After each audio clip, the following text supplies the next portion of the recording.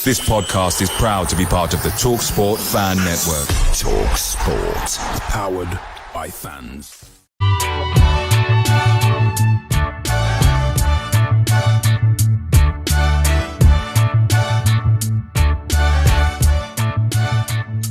So, good evening and welcome to another edition of the Away End. This evening, I am joined by Ant Northgraves, who is a member of the To Hull and Back podcast. So, just ahead of our game on Tuesday evening. So, welcome, Ant, and thank you for joining. Tell me a bit about your podcast and what you get up to. Hi, thanks for having me on, for starters. Our podcast, as it says on the label, we're a Hull City podcast, but we do things similar to this where we get opposition fans on, so we are always sometimes worth a listen, especially if we're playing your side, or if you just quite fancy a neutral perspective, obviously, on how we're doing, if you're taking an interest in the playoff chase or anything like that, for example. But yeah, we just have a laugh about it. We've been going for a few years. We didn't actually think that we'd still be going at this point. We didn't actually think we'd be reaching the numbers we did. It's quite crazy when we think about it. None of us ever had any media or podcast background, so we're just kind of enjoying the ride. But no, yeah, we're still going. And I mean, fair to say, Hull on a fantastic run at the moment. You know, pushing for I think arguably one of two final playoff spaces, as I see it in the league at the moment. But doing really well. So going into the games could be a tough one, which we'll come on to in a bit. So played you already three times in fact this season. 3 times, so, it's been crazy.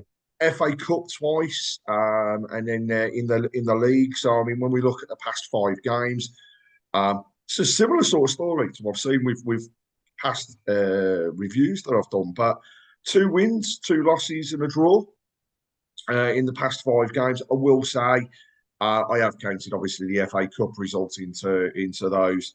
But when it comes to the league, I think you're ahead of us as far as wins are concerned, and you've had some good results against Birmingham over the past few occasions.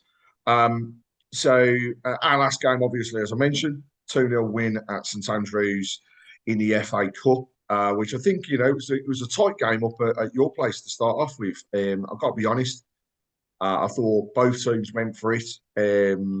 Probably a fair result on the day. Birmingham had a very good first half. Not so good second. Conceding late on in the game. It's always disappointing for fans, especially those that have travelled. But then, a very lacklustre game back at St Andrews afterwards. Typical third round FA Cup game, really. So a shame. But looking forward to the league game. It's going to be a totally different occasion. Obviously, you're flying at the moment, looking to gather more points towards remaining in that playoff spot. So, I mean, tell me about your thoughts for the season, really. I mean, what were your expectations as this season started, and how do you feel now? Do you think you'll get one of those final spots in the playoffs as you get towards the end of the season? Yeah, I mean, when the season first started, I feel like the expectation, which was the realistic one, was top 10. I think it was, as long as we were in the discussion for the playoffs for the majority of the season, something like that, or flirted with them, or was had a chance of them, had something to play for. That was a good season for us, and to have sort of like a building block to then build to progress next season and try and really push on. But we seem to be ahead of schedule, and I mean, we had a decent summer with transfers. We brought in some promising players, but a few of them never really hit the heights that we expected to. Like Jason Lakilo, he was really disappointing. Scott Twine, who we thought was going to be really good, was disappointing. Ruben Vinagre was a sick note. We just never had a fit left back. I mean, Matty Jacob, who came and scored against you guys in the FA Cup at home, that was his first ever home game. Like we had to bring him into the side because we just had no left back. So he's kind of emerged from that FA Cup. That's probably the one positive of the FA Cup this season, was that the emergence of Matty Jacob. But no, yeah, it's been a very good season. I mean, like we say, we had I think we got to a position where, even despite having a really tough, poor run over December, where we had a lot of injuries to key players, and that momentum got sort of hindered a little bit, and we still managed to find ourselves in like the top 7, 8. I don't think we've dropped any Yeah. lower than 8th in months. So I think because we came through that period where we only won like 5 or 6 games in 15 and we're still in that position, it got to a point in January where we said, look, let's. Do you want back? I think the owner said to Rosinia, "Do you want Backing to go for it this season?" And he's gone, "Yeah, let's go for it. I think we can do it." And we had a fantastic January transfer window. I mean, some of the players we've managed to bring in this season has been absolutely phenomenal. Like the pull that our owner and Rosinia have got to bring players to Hull of all places. It's quite something. So we're hoping that we've got enough quality on the pitch now that we can keep them fit, because that's going to be the main thing, and find a bit of consistency and sort of nail down that one of those spots in the top 6. I mean, the one thing I will say, you're obviously playing Birmingham when Wayne Rooney was still in charge. We won't go there in regards to what everybody thought. It's gone now. We've moved on. We're with Tony Mowbray, who unfortunately won't be able to make that journey up to yourselves. But we're in good hands with Mark Venus. And at the weekend, we had a really good game against Southampton. And for me, without poor officiating, I think we'd have walked away with a draw coming away from that game.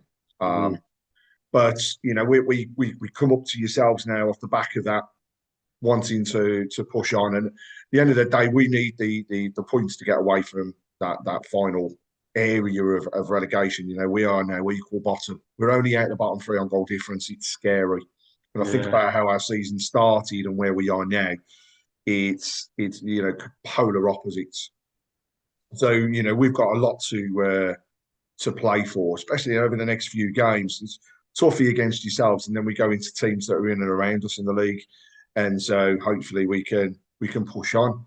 But I mean, we talk about the clubs and the games that we've had in the past, but we've also had quite an overlap really of players.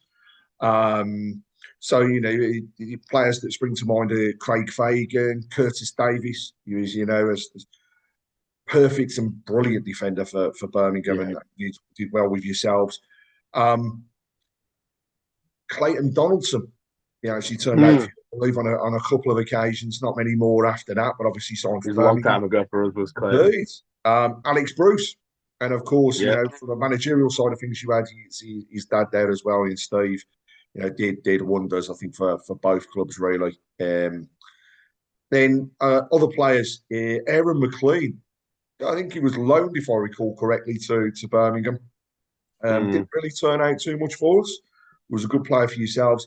And then we get into some of the big boys. I mean, Brian Hughes, John Sorrell, Dooley Adebola, Sebastian Larsson, to name a few others. And then some that were a little bit further back were Boas Moyel and Sonaluco, also turning out for both clubs. So we've had quite a good overlap. And I think it's fair to say we've had some of the better players that then have moved into yourself when we were going through our troublesome period. So, I remember Curtis Davies, when he moved away from us, it was such a big loss. But he did well for yourself. And obviously Sebastian Larsson as well, which I think was towards the back end of his career when he moved. Same with Adebola as well. Yeah.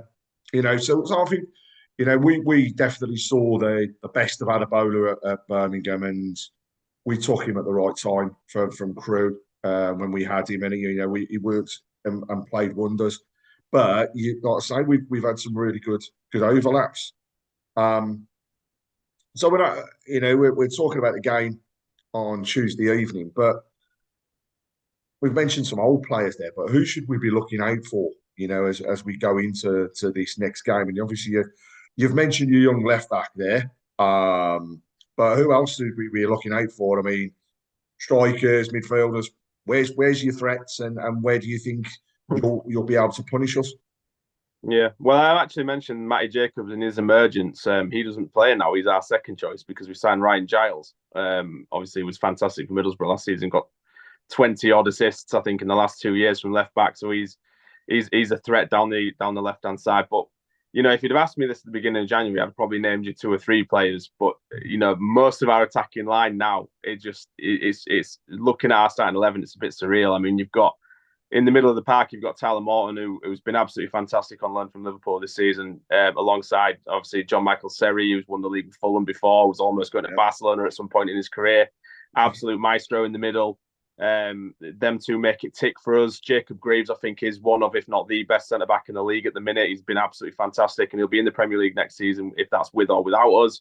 Then you've got, like we say, we've got Ryan Giles on the left hand side. But our main threat, and has been all season, is Jadon Philogene. He's just absolutely phenomenal. I mean, he scored at your guys' ground, I think, earlier in the season. He's a bag of tricks. He works hard. He tracks back. He defends. You don't know what he's going to do. He's unpredictable. Moments of magic. He can win a game single-handedly. He is, at the minute, our biggest threat, but obviously we've got Fabio Carvalho on loan from Liverpool as well, who won the league with Fulham as well. We've got Anna Sarori, who won the league with Burnley last season. We've got a squad littered with attacking talent. Maybe the share could be the more physical game. So if Birmingham can try and bully us a bit, you might sort of upset the rhythm. But we've got a team that works hard, and there's a lot of goal threat on that pitch from us. So, but I would say Philogene's our biggest threat at the minute. I mean, I think our standout players at the present moment, our fullbacks look absolutely superb. Ethan Laird, though, who signed from Manchester United, has just been, he's been standout in terms of his attacking prowess, but also his defending and the way that he is with the fans. He just knows us, he interacts with us, and he's got that little bit about him that makes him loved by everyone, and he has been absolutely superb over the past couple of games.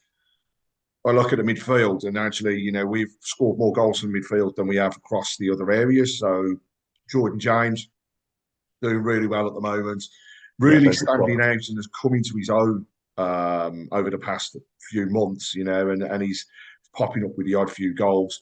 Got a Koji Miyoshi, scored a great goal at the weekend, and he can pitch in whenever he needs to.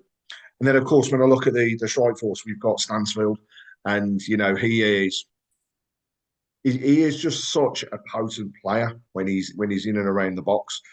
He only needs one sniff of goal, and he'll look to put it away. And he actually he's a bit of a poacher as well. So when I look at his goal against Southampton, he anticipated that there could be a knock on from as there was. It just cleared the defender, it just touched the head, and he just was able to run onto it and put it away. So we've got opportunities there. And then also Janilio Bacuna, he again from midfield, he's popping up with the goals.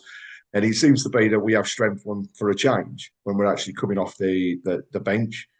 I think it's going to be a really close game, to be honest. It's going to be tough. I don't expect anything but a tough challenge from Rossini's team.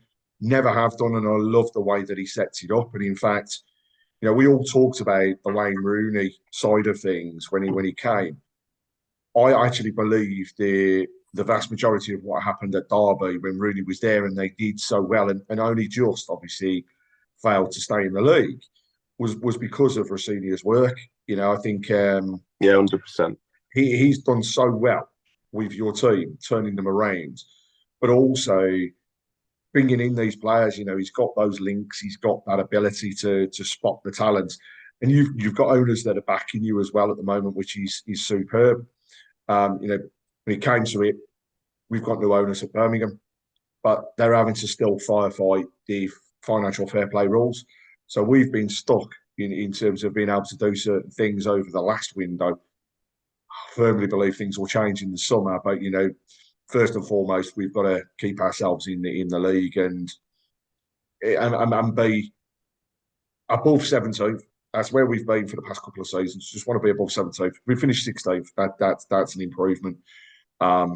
It's very tight in this league, though. I think when we talk about the playoffs and the fact that there's multiple teams fighting for those last two spots.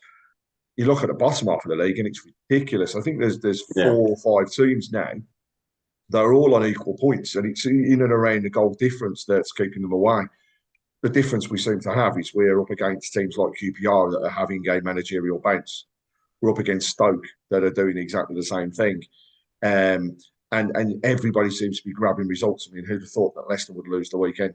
You know, it's really is a daft league, and so many things turn around the weekend. You know, we were moving up positions, then we were down positions, then we were fighting against this goal difference side of things. It was daft. So it's going to be a tough one. So, firstly, I take it you'll be there at the game. Yeah. So, give us your ideas. What's your predictions? I mean, it's always one where your head says one thing, your heart may say another. But how do you feel it'll go? And what's your prediction for the game? Yeah, I think with Birmingham they're a bit of an anomaly because I feel like the league position leads to people underestimating them a bit, and sort of forgetting where they were under Eustace and then where Rooney left them, kind of thing. And you're in a bit of a false position.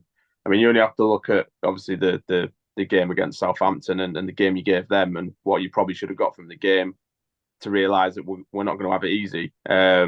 I do look at the talent on our pitch and think that. I mean, I would say this if we was playing Leicester, you can go against teams now with the side that we've got and not fear anybody and go into a game and genuinely believe that we've got enough magic on that pitch to win the game. Whether or not obviously that happens and obviously when we struggle against teams that sit deep, I don't know if Birmingham are going to come to us. I've not seen the style that Mowbray's tried to incorporate before he's been taken unfortunately ill, but if teams try and play against us, that's what we prefer because we like to suck teams into a high press by trying to play out from the back. The goalkeeper will hold on to the ball and then try and encourage your strikers to press him. We'll pop the ball in behind in the space and then utilize our pace on the wings on the counter attack, and that's what we like to do. If you sit deep and create like two banks of four or something like that, we tend to struggle to break teams down. So it'll be up to the attitude of our players on the day, but I'm going to go for a very closely fought 2-1 home win. And I think, what you've just described actually is quite interesting because when I look at the way Birmingham have played over the past couple of games, they have tended to want to break away and they're using their fullbacks to push out. So there is always the overlap between those fullbacks and the wingers that we've had on the pitch at the time. So I think, if we come out like that, it's going to be an interesting one. It'll be an open game, end to end. Yeah, I think they always are. In fact, actually, between ourselves, they're always very open, and ultimately have been close in terms of the league results as well. I think I don't think we've had many that have gone over 2 goals, so it's going to be a close game. I mean, when I look at the league, and I mentioned there before, it's like so close at the bottom, but there's actually 7 teams that. After results, it's within 5 points in it, I think, from 23rd to 16th or something. It's absolutely mental. I like it in one way, I hate it in another. I'm not going to lie. So I'll be watching other teams as well as my own tomorrow evening. I was on a podcast earlier on, and my prediction was that I thought we would get a 1-1. It'll be a tightly fought 1-1 with yourselves. I just don't see. First of all, we're going into the game with possibly a weakened defence. We're in a position where we had Dion Sanderson sent off at the weekend. I don't think there's been any sort of argument to the decision, so that's going to stand, and that's ultimately a 3-game ban, I believe. So he's going to be out, but then it depends on how we set up as to how things will go. I'll stick with my 1-1. But I think it will be close. That's where my head is. My heart always is going to say I'd love us to come away with a 1-0 and a scrappy one that come off somebody's backside in the last minute, But it's just, I think at the moment you're on a really good run. You've got that opportunity to maintain the playoff spot that you're in, and all the teams at the top at the moment. They're all capable of these. In fact, arguably in the league, everybody's capable of beating each other. But I just see a draw. Yeah, a draw is a very safe bet for us, especially at home. We're a better side away than we are at home, but we still don't tend to lose many at home. I say that we lost to Swansea and then drew to who did we drop to last time out? But we're on a decent run at the minute. Like you say, we've only lost 1 in 8. I feel like the new signings are starting to pick up that understanding now and that bit of match fitness, especially Carvalho. And when you mix all of them together, it creates, you know, a bit of a nightmare for a lot of defenses. And I feel like sometimes when you've got attacking fullbacks in the back of their minds, and maybe the manager's mind when he's setting up in his side, it's a case of, do I want them to push so far up when I know the wingers that they've got on the counter attack, and it sometimes makes managers double guess themselves. It will be really, really interesting to see how Birmingham set up, because if you come and play risky, then it will be a very entertaining game, but we'd prefer that. But if you came and sat back, then that's probably your best way of getting a result against us, because we really struggle to break teams down. So yeah, we'll just have to see how we both set up. But you know, a draw would be probably the safest bet to go for. I just think that the minute Rosini is really drilling into these players' heads that they've got an opportunity to finish in the top six, and we've got to nail that position down, and they'll be highlighting games. Yeah, especially the home games. He knows the home games have to turn around. Yeah, and momentum is the key, and it always is going into those final few games of the season, especially when it's the playoffs, because you always have one team that gets in there that's on that run of form going into it, and then it tends to be the others. I won't say they take the foot off the pedal, but actually you tend to look at third and fourth in the league, and arguably sometimes fifth, depending on how close it is. But they do slow down, and it's that team that goes in with the momentum will be the ones that do it. So, hey, look, I'm looking forward as always to a good game. As I said, my head says 1-1, my heart says a cheeky 1-0. But we'll only know after that final whistle tomorrow evening. So thank you, first of all, for joining me and giving us your view on the game. It's going to be a great one. Look forward to it. As always, as a sign off, I will say to you, as I do with everybody else, thank you very much and keep eyes on.